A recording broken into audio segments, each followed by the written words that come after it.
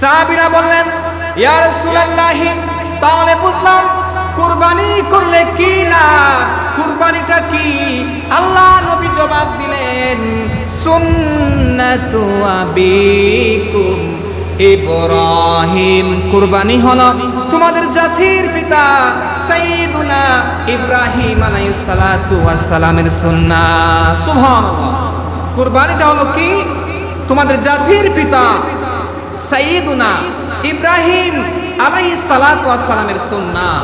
ইয়া রাসূলুল্লাহ, ইয়া হাবিবাল্লাহ, কুরবানি করলে কি লাভ, তার মধ্যে কি কোনো কল্যাণ আছে, উপকার আছে? আল্লাহ নবী জবাব দিলেন, আল্লাহর বান্দা যখন কুরবানি করে আর যখন ওই কুরবানিকৃত জন্তুর দেহের মধ্যে যত লুম থাকবে, পশম থাকবে, সেই সমপরিমাণ সওয়াব আল্লাহ তার বান্দার আমলনামার মধ্যে দান করে দেন। সুবহানাল্লাহ। আরো জোরে বলি সুবহানাল্লাহ।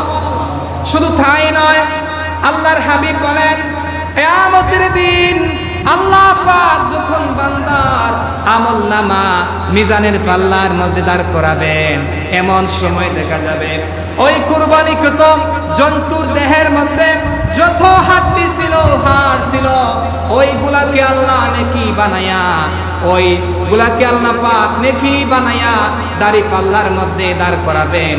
আর আল্লাহর বান্দা সেদিন কিয়ামতের দিন নাজাতের উসিলা হিসাবে নাজাত পেয়ে যাবে। সুবহানাল্লাহ। তার মানে বোঝা যায় কুরবানির মধ্যে অবশ্যই কল্যাণ রয়েছে, উপকার রয়েছে।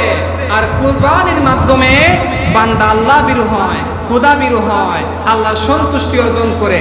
আর কুরবানিকৃত যখন জন্তু, বান্দার কুরবানিকৃত জন্তুর রক্ত জমিনে পড়তে দেরি হয়, আর আল্লাহ পাক সেই কুরবানিকে কবুল করতে একটু মুহূর্ত দেরি করেন না। যদি বলি সুবহানাল্লাহ।